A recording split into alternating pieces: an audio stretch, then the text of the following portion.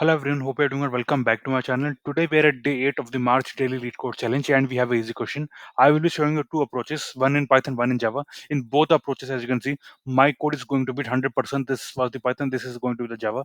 As you can see, it is beating 100% both the cases. So let us quickly begin with this question. This question is going to be on the topic of the sliding window approach. Let us quickly see what this question asks. It's question 2379, minimum recolors to get k consecutive black blocks. Okay, if you see the input, in this case, always the question link will be in the description. Feel free to take that link, open the question and go through it once on your own. Okay, I am just covering some of the important parts of this question, and then I will show you my solution.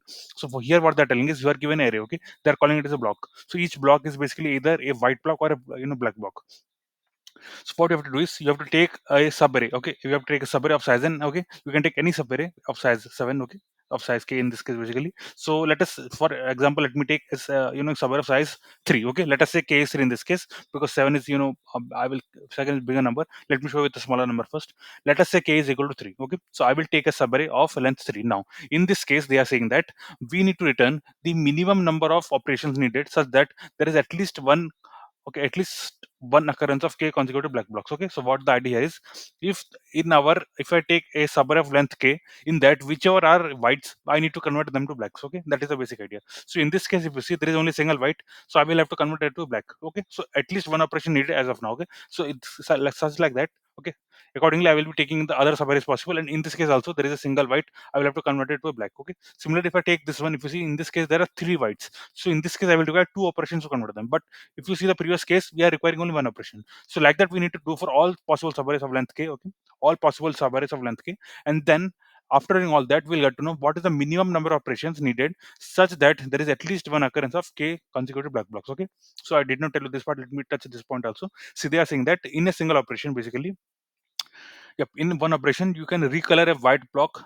such that it becomes a black block. Okay, so this part I am assuming that you have read the question when you are seeing this video. If you have not done so, feel free to pause the video, take the link from the description, go to the question, read it once again. Okay, it's a very simple one. That's why I'm not taking much of your time. But yeah, these are some of the 2 points that I want to highlight. First point is that a single operation means we are taking a single white block and we are converting it to a black block. Okay, that is a single operation. Now they're asking return the minimum number of operations needed such that there is at least one occurrence of k consecutive black blocks. Okay, so what you have to do is the approach is going to be take all the subarrays of size k. Okay, take all the subarrays of size k and among them see how many white blocks are coming. Okay, so a subarray which has the minimum number of white blocks will be telling us our answer. Okay, for example, in this case, if you see, okay, here the size is 7, but that's why this answer it will not match basically with the one that I'm showing you because I'm talking about k equal to 7. Okay, k equal to 3. So in this case, if you see, either we will need one. Okay, in this particular window I need one. Okay, this particular white block needs to be converted to a black block. Okay, accordingly what you have to do is you have to go through each and every possible subarray of size k, and among them whichever are whites you will basically have to convert them to blacks. Okay, that is, you just need to know how many whites are there in your subarray so that you get an idea of how many number of operations are needed for each subarray. Okay, and among all those numbers, whichever is the minimum, that is going to be your answer. Okay, because you have written the minimum number of operations needed. Okay, so whichever subarray has the minimum number of bytes, that will contribute to our answer, and we have to return that number of bytes. Okay, as your answer.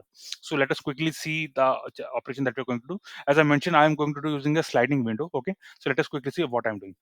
So I first of all capture the length. Okay, then I'm creating a variable. Okay, this will be counting the number of bytes that we have in a window. Okay, so if you see what I'm doing, bytes in window, this is the variable name, initially it is 0. Okay, then what I'm doing is sim, because it's going to sliding window, remember every element we are going to visit only once. For that reason it is going to be O of n solution. Okay, in terms of space complexity it will be a constant solution, because if you see we are not using any space as such other than the variables. Okay, it is a constant space and O of n time. Okay, so what I'm doing, first of all I am going through the k elements. Okay, first k elements I'm going through them. Okay, because I have to create my window first. Okay, see, before the sliding starts I should create my window. In order to create my window I need to put, okay, k elements, first k elements in my window. Okay, that is the operation which is being done here. Okay, if you see, the I is going to be from 0 till k. Okay, if the blocks of I is equal to white, then yeah, that will need operation. Basically for that reason what I'm doing is I'm incrementing this particular value. Okay, so whites in window I'm just incrementing it by 1. Okay, so what after doing this operation it will tell me that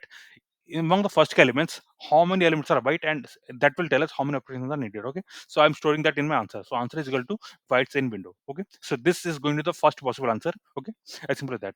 So like when we move the window further, that is when we start sliding the window, then the answer will keep changing. Okay, so this is going to be our starting point for the answer. Okay, this is going to be the starting point for our answer. Okay, this could be one of the answers, as simple as that, right? Now, so what I'm doing is, now we will start sliding the window. Okay, this part is for sliding the window, this part is for forming the window. Okay, forming the window means we have to insert first k elements, then our window will be formed and ready. After it is ready, okay, after it's formed, we will start sliding it. What does sliding mean? Sliding means that we will add one element from the right and we will remove one element from the left. Okay, so just see this part. Okay, let us say our windows of length 3. Okay, so this is my window. Next, like sliding, if I do, what will happen is, see, this will be the next, slide. Okay, if you see what is happening, that first w will get removed and that next element to the right will get added to the window. Okay, so always the window length will remain k, but what is happening is the last element is getting removed and the next element to the right is getting added. Okay, something like that will happen, right?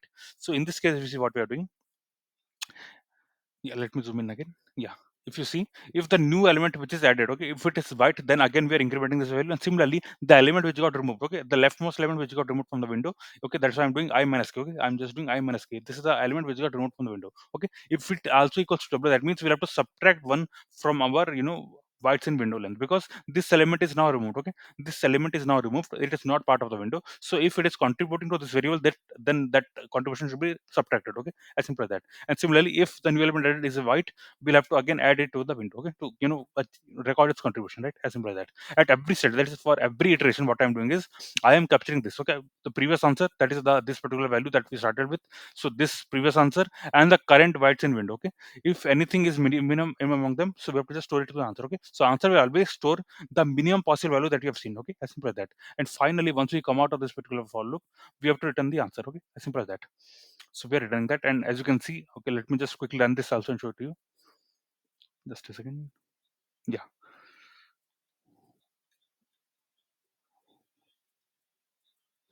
as you can see, yeah, like it is clearing 100%. It is beating 100% of the solutions, and it is clearing all the test cases, right?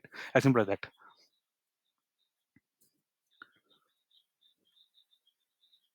Yep, as you can see in this. Okay. Now coming to Java solution, exactly same thing we will do in Java. In Java also, as you can see, this is beating around, okay, all the 100% solutions. That is all the solutions that are segmented in Java. It is beating them. Okay. So the same thing I've done here. Only thing which is different is we'll have to import this library, because to do the min operation, basically, if you remember, now we are doing a min operation here. So for doing that, you basically need the math library. For that time, importing this, right?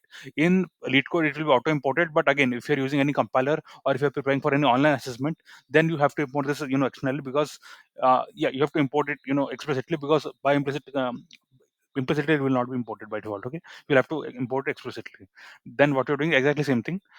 First we're capturing the length, then we are creating this variable which is 0 initially. Then this is the part where we are forming the window. Forming the window means capturing first k elements in our window. Okay, in this what we're doing is, if any element is w, we are adding, that is, we are incrementing this variable by 1. Okay, once this loop is done, what I'm doing is, whatever value this particular variable has, that I'm storing it in my answer. Okay, that is, my answer is initialized with this value. Okay, because this could be one of the answers, that's why I'm initializing this. And rest, if you see the rest of the code, after every iteration, whenever what is the answer coming, we are just checking if that is going to be the minimum. Okay, if that is the minimum, we are just storing it here. Okay, so in this follow, if you see what we are doing, we are basically sliding the window. Okay, this particular follow ensures that we are sliding the window one by one. Okay, one unit by one unit. So whenever we slide the window, because we have to maintain the length of the window, for that reason, if the newly included element is a w, we are incrementing this. Similarly, we are incrementing this. Similarly, when, because we are sliding, that is, because we're adding a new element, we'll have to remove element also. Okay, so the leftmost element will be removed and the rightmost element will be added. Okay, so if you see, I will again show it here. See, let us say this is the state number 1 of the window. Okay, so then next state will be like this. Okay, so yeah, the index number 0 got removed, and similarly the index number 0 1 2, okay, index number 3 got added. Okay, yeah, as simple as that, right? Yep. So this is the part for that. If the element to be removed is a white, we'll have to reduce the count. Similarly, if the element to be added is a white, we have to increment the count. Okay. And after doing this operation, that is after sliding the window by 1 unit, what we have to do is we have to check if the new whites in window is minimum compared to what you have seen previously. Okay. The previous answer that you have seen. If that is the case, take that value and update it to the answer. Okay. So remember, you will always have to use the min function using the math. Okay. It will be math dot min always. Okay. You cannot use the min function just like that. Okay. As simple as that, right? Okay. Then finally, once this loop is done, okay, you have to return the answer. Okay, as simple as that. So yeah, friend, that was all for this video. The only difference here is I can say you have to import this library and you will have to call it like this. In Python, we did not use that because in Python you don't have to import a library called to call the main function. Okay, as simple as that. So yep, and that was all for this particular video. And yeah, as you can see, this is beating 100% of the test cases. So yep, let me know if you have any other solution. But I feel like yeah, we cannot optimize it further because at least you have to go through all the elements. So definitely, it's going to be an open solution. In this case, we see this is processing the first elements, and in this part we are processing the rest of the elements. Okay, so none of the elements you are visiting more than once. So that is ensuring that it's definitely a very optimal solution in often. Okay, every element is visited only once. And in terms of space complexity, as I told you already, we are only using two variables. Okay, so yeah, it will be a constant solution because the always two variables will be used respect of the size of the string. Okay, as simple as that. Yeah. One more thing is if you see here in Python, we are just using blocks of I to check that, but in Java, whatever it is, because it is a string, we'll have to use the caret function. Okay, blocks dot caret of I, then you have to write it like that. Okay, similarly here, if you see blocks dot caret of I minus k is equal to w. Okay, so you have to write it like this because in string you cannot directly take the value of a char. You have to use this particular function. Okay, as simple as that. So yep, that was all I guess. And if you have any questions, please let me know. We can discuss further. Okay. Yeah, fun. That was all for this video. See you tomorrow. Thanks a lot.